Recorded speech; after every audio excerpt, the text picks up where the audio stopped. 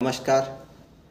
शिव छत्रपति शिक्षण संस्था द्वारा संचालित राजर्षि शाहू महाविद्यालय स्वायत्त लातूर के हिंदी विभाग द्वारा आयोजित मुंशी प्रेमचंद जी के जयंती के उपलक्ष्य में उनकी कहानियों के काफिले की श्रृंखला में मैं हिंदी अध्यापक श्री विजय अशोक गवली आप सभी का हार्दिक स्वागत करता हूं। आज मैं आपके सामने प्रसिद्ध उपन्यासकार एवं महान कथा सम्राट प्रेमचंद द्वारा लिखित इस्तीफा इस कहानी का वाचन करने वाला हूं। पहले आपको बता देना चाहता हूं कि इस्तीफा कहानी का जो प्रमुख पात्र है वह फतेहचंद है और फतेहचंद अपने साहब के द्वारा प्रताड़ित एक ऐसा व्यक्ति है जो शरीर से कमज़ोर, मन से दुर्बल और स्वभाव से दब्बू किस्म का व्यक्ति है। एक बार उनकी पत्नी शारदा के द्वारा उसके अंतर्गत जब आत्मसम्मान जगाया जाता है तो वही दब्बू किस्म का व्यक्ति फतेहचंद अपने साहब के सामने डंडा लेकर खड़ा रहता है और उसकी गुलामी करने के लिए इनकार करता है। अंत में फतेहचंद अपनी नौकरी का इस्तीफा देने के बावजूद भी किस प्रकार से प्रसन्नता का अनुभव करता है, इसी बात को हम इस्तीफा इस कहानी के अंतर्गत देखने वाले हैं। मैं आपके सम्मुख इस्तीफा इस कहानी का वाचन कर रहा हूँ, आप ध्यान से सुने। दफ्तर का बाबू एक बेजबान जीव है। मजदूर को आंखें दिखाओ तो वह त्योरिया बदल कर खड़ा हो जाएगा। कूली को एक डांट बताओ तो सिर से बोझ फेंक कर अपनी राह लेगा। किसी भिखारी को दुत्कारो तो वह तुम्हारी और गुस्से की निगाह देखकर चला जाएगा। यहाँ तक कि गधा भी कभी कभी तकलीफ पाकर दो लतियाँ झाड़ने लगता है। मगर बेचारे दफ्तर के बाबू को आप चाहे आंखें डांट बताए, दुत्कारे या ठोकरे मारे, उसके माथे पर बल न आएगा। उसका अपने विचारों पर जो आधिपत्य होता है वह शायद किसी संयमी साधु में भी न हो। संतोष का पुतला, सब्र की मूर्ति, सच्चा आज्ञाकारी, गरज उसमें तमाम मानवीय अच्छाइयाँ मौजूद होती है। खंडहर के भी एक दिन भाग्य जागते हैं। दिवाली के दिन उस खंडहर पर भी रोशनी होती है। बरसात में उस पर हरियाली छाती है। प्रकृति की दिलचस्पियों में उसका भी एक हिस्सा होता है। मगर इस गरीब बाबू के नसीब कभी नहीं जागते। इसकी अंधेरी तकदीर में रोशनी का जलवा कभी नहीं दिखाई देता। इसके पीले चेहरे पर कभी मुस्कुराहट की रोशनी नज़र नहीं आती। इसके लिए सूखा सावन है, कभी हरा भादो नहीं। लाला फतेहचंद ऐसे ही एक बेजबान जीव थे। कहते हैं मनुष्य पर उसके नाम का भी कुछ असर पड़ता है। फतेहचंद की दशा में यह बात यथार्थ सिद्ध न हो सकी। यदि इन्हें हारचंद कहा जाए तो कदाचित यह अत्युक्ति न होगी। दफ्तर में हार, जिंदगी में हार, मित्रों में हार, जीवन में उनके लिए चारों ओर हार और निराशाएं ही थी। लड़कियां 3, भाई एक भी नहीं, भौजाइयां 2।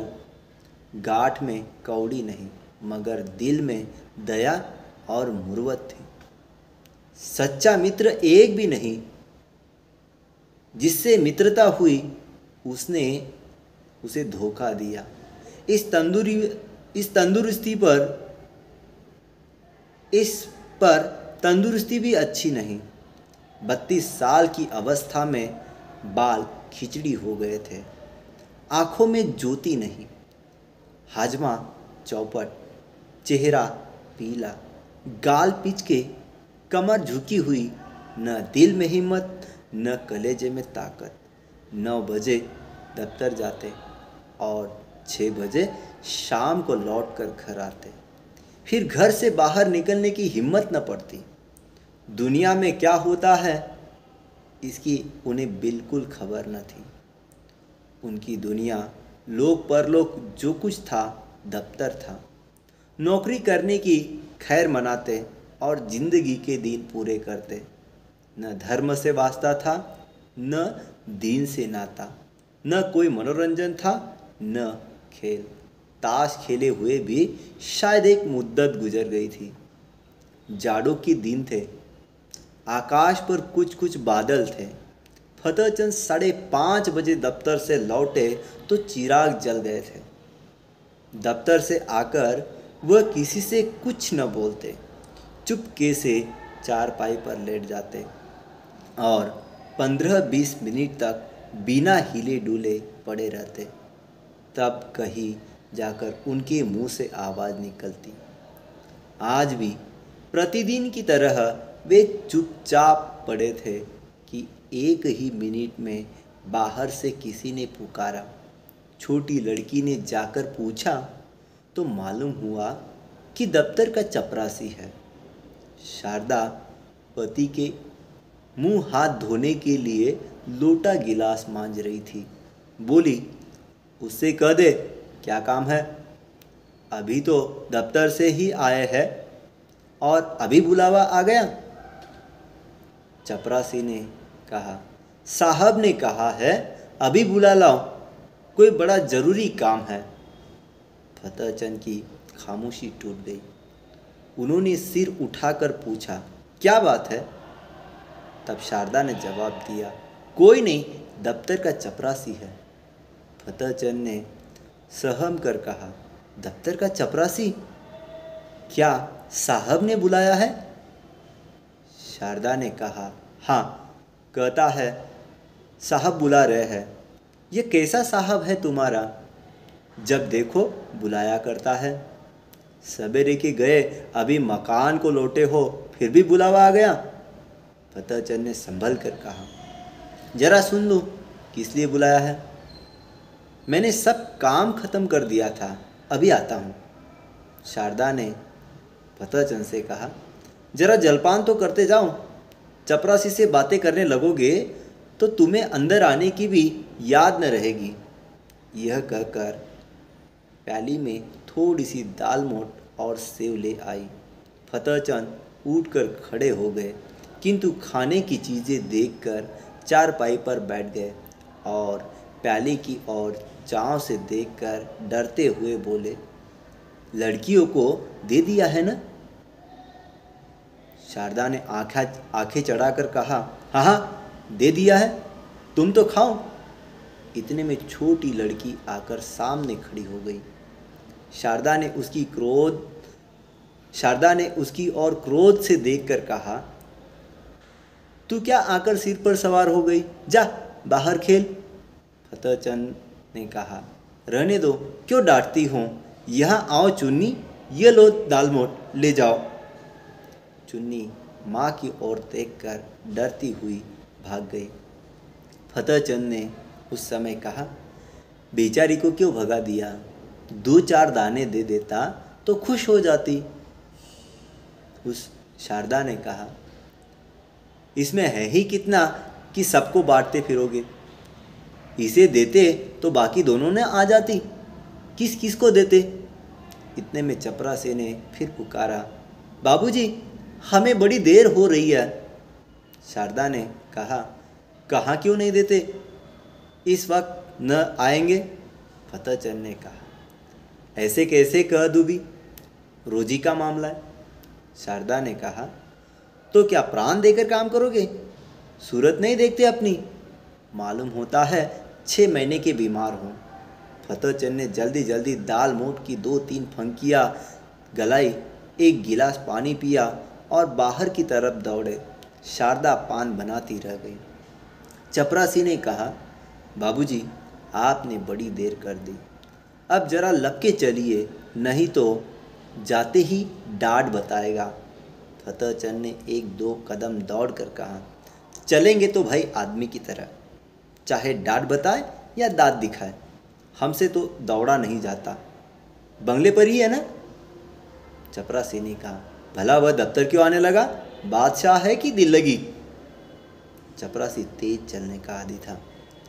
बेचारे बाबू फतेहचंद धीरे धीरे जाते थे।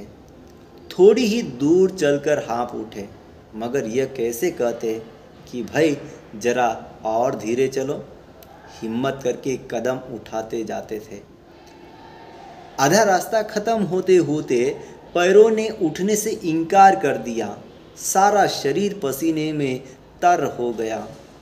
सिर में चक्कर आ गया। आंखों के सामने तितलियां उड़ने लगी। चपरासी ने ललकारा, जरा कदम बढ़ाए चले बाबू। फतेहचंद बड़ी मुश्किल से बोला, तुम जाओ, मैं आता हूँ। वे सड़क के किनारे पटरी पर बैठ गए और सिर को दोनों हाथों से थामकर दम मारने लगे। चपरासी ने इनकी यह दशा देखी तो आगे बढ़ा। फतेहचंद डरे कि यह शैतान जाकर न जाने साहब से क्या कह दे तो गजब ही हो जाएगा। जमीन पर हाथ टेक कर उठे और फिर चले, मगर कमजोरी से शरीर हाँफ रहा था। इस समय कोई बच्चा भी उन्हें जमीन पर गिरा सकता था। बेचारे किसी तरह गिरते पड़ते साहब के बंगले पर पहुँचे। साहब बंगले पर टहल रहे थे। बार बार फाटक की तरफ देखते थे और किसी को न आते देखकर मन ही मन झल्लाते थे। चपरासी को देखते ही आंखें निकाल कर बोले, इतनी देर कहाँ था? चपरासी ने बरामदे की सीढ़ी पर खड़े खड़े कहा, हुजूर जब वह आए तब तो मैं तो दौड़ा चला आ रहा हूँ। साहब ने पैर पटक कर कहा, बाबू क्या बोला? चपरासी ने कहा, आ रहे हैं हुजूर, घंटा भर में तो घर में से निकले। इतने में फतेहचंद अहाते के तार के अंदर से निकलकर वहाँ आ पहुँचे और साहब को सिर झुकाकर सलाम किया।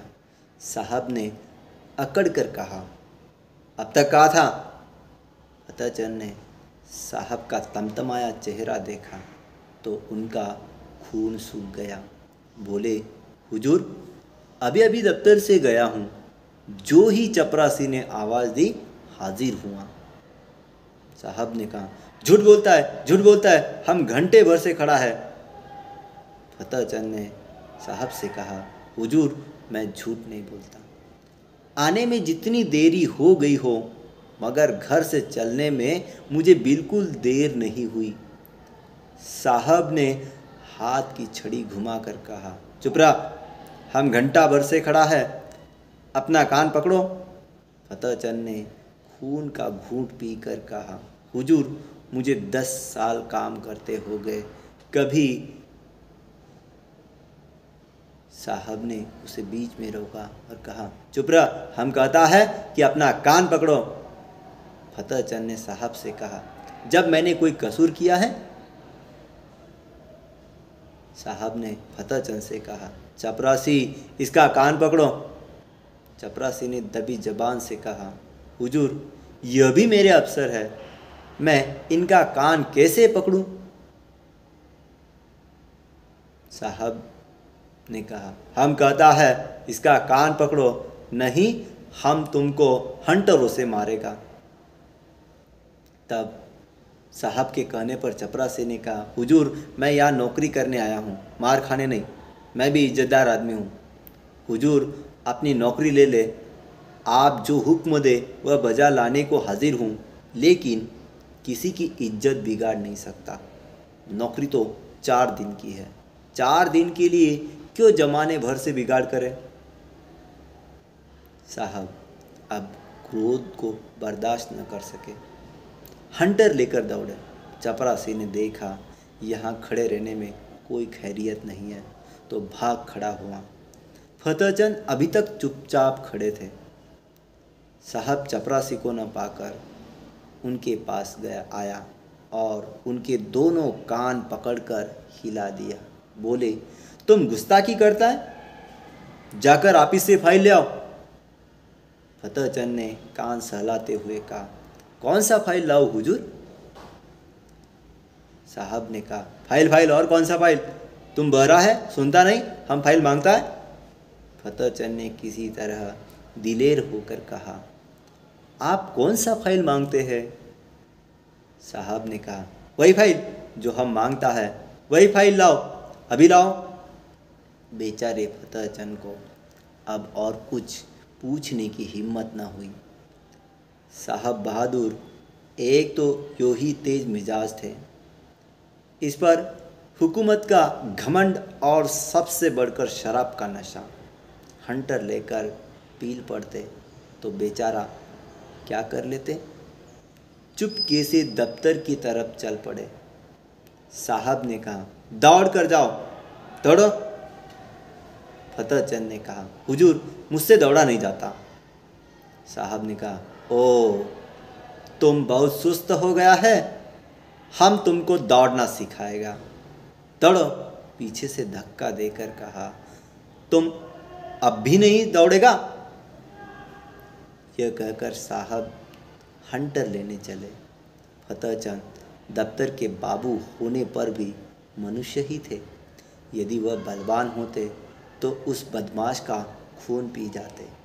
अगर उसके पास कोई हथियार होता तो उस पर ज़रूर चला देते, लेकिन उस हालत में तो मार खाना ही उनकी तकदीर में लिखा था। बेतहाशा भागे और फाटक से बाहर निकलकर सड़क पर आ गए। फतेहचंद दफ्तर न गए। जाकर करते ही क्या? साहब ने फाइल का नाम तक न बताया। शायद नशे में भूल गया। धीरे धीरे घर की ओर चले, मगर इस बेइज्जती ने पैरों में बेड़ियाँ सी डाल दी थी। माना कि वह शारीरिक बल में साहब से कम न थे, उनके हाथ में कोई चीज़ भी न थी, लेकिन क्या वह उसकी बातों को जवाब न दे सकते थे? उनके पैरों में जूते तो थे, क्या वह जूते से काम न ले सकते थे? फिर क्यों उन्होंने इतनी जिल्लत बर्दाश्त की? मगर इलाज ही क्या था? यदि वह क्रोध में उन्हें गोली मार देता तो उसका क्या बिगड़ता? शायद 1-2 महीने की शादी कैद हो जाती।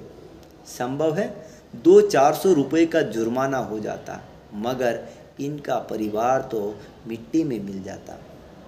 संसार में कौन था जो इनके स्त्री बच्चों की खबर लेता? वह किसके दरवाजे हाथ फैलाते?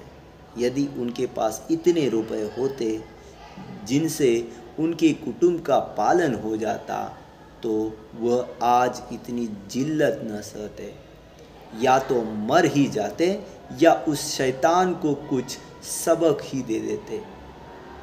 अपनी जान का इन्हें डर न था। जिंदगी में ऐसा कौन सुख था जिसके लिए वह इस तरह डरते? ख्याल था सिर्फ परिवार के बर्बाद हो जाने का। आज फतेहचंद को अपनी शारीरिक कमजोरी का जितना दुख हुआ उतना और कभी न हुआ था, मगर उन्होंने शुरू से ही तंदुरुस्ती का ख्याल रखा होता, कुछ कसरत करते रहते, लकड़ी चलाना जानते होते तो क्या इस शैतान की इतनी हिम्मत होती कि वह उनका कान पकड़ता, उसकी आंखें निकाल लेते। कम से कम इन्हें घर से एक छुरी लेकर चलना था, और न होता तो 2-4 हाथ जमाते ही पीछे देखा जाता। जेल खाना ही तो होता या और कुछ। वे जो जो आगे बढ़ते थे त्यों त्यों उनकी तबीयत अपनी कायरता और बौधेपन पर और भी झल्लाती थी। अगर वह उचक कर उसके 2-4 थप्पड़ लगा देते तो क्या होता?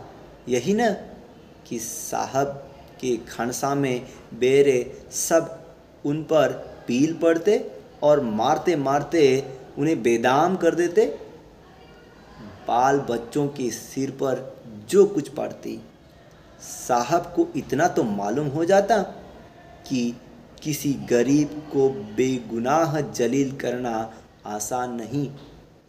आखिर आज मैं मर जाऊं तो क्या हो, तब कौन मेरे बच्चों का पालन करेगा? तब उनके सिर पर जो कुछ पड़ेगी वह आज ही पड़ जाती तो क्या हर्ज था। इस अंतिम विचार ने फतेहचंद के हृदय में इतना जोश भर दिया कि वह लौट पड़े और साहब से जिल्लत का बदला लेने के लिए 2-4 कदम चले, मगर फिर ख्याल आया आखिर जो कुछ जिल्लत होनी थी वह तो हो ही ली। कौन जाने बंगले पर हो या क्लब चला गया हो। उसी समय उन्हें शारदा की बेकसी और बच्चों का बिना बाप के हो जाने का ख्याल भी आ गया। फिर लौटे और घर चले। घर में जाते ही शारदा ने पूछा, किस लिए बुलाया था? बड़ी देर हो गई। फतेहचंद ने चारपाई पर लेटते हुए कहा, नशे की सनक थी और क्या। शैतान ने मुझे गालियाँ दी, जलील किया, बस यही रट लगाए हुए था कि देर क्यों की। निर्दयी ने चपरासी से मेरा कान पकड़ने को कहा। शारदे ने गुस्से में आकर कहा, तुमने एक जूता उतार कर दिया नहीं उसको? फतेहचंद ने कहा, चपरासी बहुत शरीफ है, उसने साफ कह दिया, हुजूर मुझसे यह काम न होगा। मैंने भले आदमियों की इज्जत उतारने के लिए नौकरी नहीं की। वह उसी वक्त सलाम करके चला गया। शारदा ने कहा, यह बहादुरी है, तुमने उस साहब को क्यों नहीं फटकारा? फतेहचंद ने कहा, फटकारा क्यों नहीं, मैंने भी खूब सुनाई। वह छड़ी लेकर दौड़ा, मैंने भी जूता संभाला। उसने मुझे कई छड़ियाँ जमाई, मैंने भी कई जूते लगाए। शारदा ने खुश होकर कहा, सच? इतना सा मुंह हो गया होगा उसका? फतेहचंद ने कहा, चेहरे पर झाड़ू सी फिरी हुई थी। शारदा ने कहा, बड़ा अच्छा किया तुमने, और मारना चाहिए था। मैं होती तो बिना जान लिए न छोड़ती। फतेहचंद ने कहा, मार तो आया हूँ, लेकिन अब खैरियत नहीं। देखो क्या नतीजा होता है। नौकरी तो जाएगी ही, शायद सज़ा भी काटनी पड़े। शारदा ने कहा, सज़ा क्यों काटनी पड़ेगी? क्या कोई इंसाफ करने वाला नहीं है? उसने क्यों गालियाँ दी, क्यों छड़ी जमाई? फतेहचंद ने कहा, उसके सामने मेरी कौन सुनेगा? अदालत भी उसी की तरफ हो जाएगी। शारदा ने कहा, हो जाएगी, हो जाए, मगर देख लेना अब किसी साहब की यह हिम्मत न होगी कि किसी बाबू को गालियाँ दे बैठे। तुम्हें चाहिए था कि जो ही उसके मुंह से गालियाँ निकली, टपक कर एक जूता रसीद कर देते। फतेहचंद ने कहा, तो फिर इस वक्त जिंदा भी न लौट सकता, जरूर मुझे गोली मार देता। शारदा ने कहा, देखी जाती। फतेहचंद ने मुस्कुराकर कहा, फिर तुम लोग कहाँ जाती? शारदा ने कहा, जहाँ ईश्वर की मर्जी होती। आदमी के लिए सबसे बड़ी चीज़ इज्जत है। इज्जत गवाकर बाल बच्चों की परवरिश नहीं की जाती। तुम उस शैतान को मार कर आए होते तो मैं गरूर से फूली नहीं समाती। मार खाकर आते तो शायद मैं तुम्हारी सूरत से भी घृणा करती। यो जबान से कुछ न कहती, मगर दिल से तुम्हारी इज्जत जाती रहती। अब जो कुछ सिर पर आएगी खुशी से झेल लूँगी। कहाँ जाते हो? सुनो सुनो, कहाँ जाते हो? फतेहचंद दीवाने होकर जोश में घर से निकल पड़े। शारदा पुकारती रह गई। वह फिर साहब के बंगले की तरफ जा रहे थे, डर से सहमे हुए नहीं, बल्कि गरूर से गर्दन उठाए हुए। पक्का इरादा उनके चेहरे से झलक रहा था। उनके पैरों में वह कमजोरी, आँखों में वह बेकसी न थी। उनकी काया पलट सी हो गई थी। वह कमज़ोर बदन, पीला मुखड़ा, दुबले बदन वाला दफ्तर के बाबू की जगह अब मर्दाना चेहरा, हिम्मत से भरा हुआ, मजबूत गठा और जवान था। उन्होंने पहले एक दोस्त के घर जाकर उसका डंडा लिया और अकड़ते हुए साहब के बंगले पर जा पहुँचे। इस वक्त 9 बजे थे। साहब खाने की मेज पर थे, मगर फतेहचंद ने आज उनकी मेज पर से उठ जाने का इंतजार न किया। खानसामा कमरे से बाहर निकला और चीख उठाकर अंदर गया। कमरा प्रकाश से जगमगा रहा था। जमीन पर ऐसी कालीन बिछी हुई थी जैसी फतेहचंद की शादी में भी नहीं बिछी होगी। साहब बहादुर ने उसकी तरफ क्रोधित दृष्टि से देखकर कहा, तुम क्यों आया? बाहर जाओ। क्यों अंदर चलाया? फतेहचंद ने खड़े खड़े डंडा संभाल कर कहा, तुमने मुझसे अभी फाइल मांगा था, वही फाइल लेकर आया हूँ। खाना खा लो तो दिखाऊं। तब तक मैं बैठा हूँ, इत्मीनान से खाओ। शायद यह तुम्हारा आखिरी खाना होगा, इसी कारण तुम खूब पेट भर कर खा लो। साहब सन्नाटे में आ गए। फतेहचंद की तरफ डर और क्रोध की दृष्टि से देखकर कांप उठे। फतेहचंद के चेहरे पर पक्का इरादा झलक रहा था। साहब समझ गए, यह मनुष्य इस समय मरने मारने के लिए तैयार होकर आया है। ताकत में फतेहचंद उनके पासंग भी नहीं था, लेकिन यह निश्चय किया था कि वह ईंट का जवाब पत्थर से नहीं बल्कि लोहे से देने को तैयार है। यदि वह फतेहचंद को बुरा भला कहते हैं तो क्या आश्चर्य है कि वह डंडा लेकर पील पड़े। हाथापाई करने में यद्यपि उन्हें जीतने में जरा भी संदेह नहीं था, लेकिन बैठे बिठाए डंडे खाना भी तो कोई बुद्धिमानी नहीं है। कुत्ते को आप डंडे से मारिए, ठुकराइए, जो चाहे कीजिए, मगर उसी समय तक जब तक वह गुर्राता नहीं। एक बार गुर्रा कर दौड़ पड़े तो फिर देखे आपकी हिम्मत कहाँ जाती है। यही हाल उस वक्त साहब बहादुर का था। जब तक यकीन था कि फतेहचंद घुड़की घुड़की हंटर ठोकर सब कुछ खामोशी से सह लेगा, तब तक आप शेर थे। अब वह त्योरिया बदले, डंडा संभाले, बिल्ली की तरह घात लगाए खड़े हैं। जबान से कोई कड़ा शब्द नहीं निकला और उसने डंडा चलाया। वह अधिक से अधिक उसे बर्खास्त कर सकते हैं। अगर मारते हैं तो मार खाने का भी डर। उस पर फौजदारी में मुकदमा दायर हो जाने का संदेशा माना कि वह अपने प्रभाव और ताकत के अंत में फतेहचंद को जेल में डलवा देंगे, परंतु परेशानी और बदनामी से किसी तरह न बच सकते थे। एक बुद्धिमान और दुरंदेश आदमी की तरह उन्होंने यह कहा, ओहो, हम समझ गया, आप हमसे नाराज़ हैं। हमने क्या आपको कुछ कहा है? आप क्यों हमसे नाराज़ हैं? फतेहचंद ने तन कर कहा, तुमने अभी आधा घंटा पहले मेरे कान पकड़े थे और मुझे सैकड़ों उल जलूल बातें कही थी। क्या इतनी जल्दी भूल गए?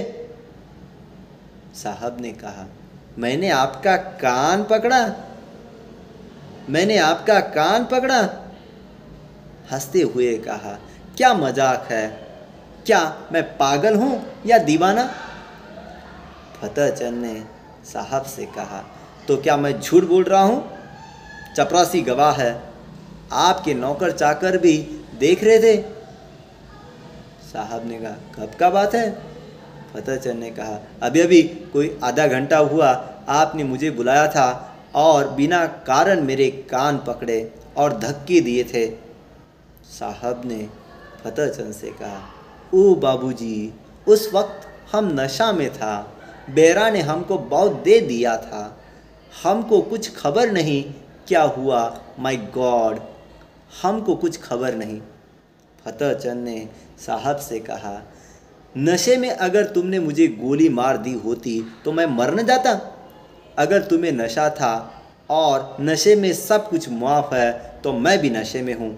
सुनो मेरा फैसला, या तो अपने कान पकड़ो कि फिर कभी किसी भले आदमी के संग ऐसा बर्ताव न करोगे, या मैं आकर तुम्हारे कान पकड़ूंगा। समझ गए कि नहीं? इधर उधर हिलो नहीं। तुमने जगह छोड़ी और मैंने डंडा चलाया, फिर खोपड़ी टूट जाए तो मेरी खता नहीं। मैं जो कुछ कहता हूँ वह करते चलो। पकड़ो कान। साहब ने बनावटी हंसी हंसकर कहा, वेल बाबूजी, आप बहुत दिल लगी करता है। अगर हमने आपको बुरा बात कहा है तो हम आपसे माफ़ी मांगता है। फतेहचंद ने डंडा तोल कर कहा, नहीं, कान पकड़ो।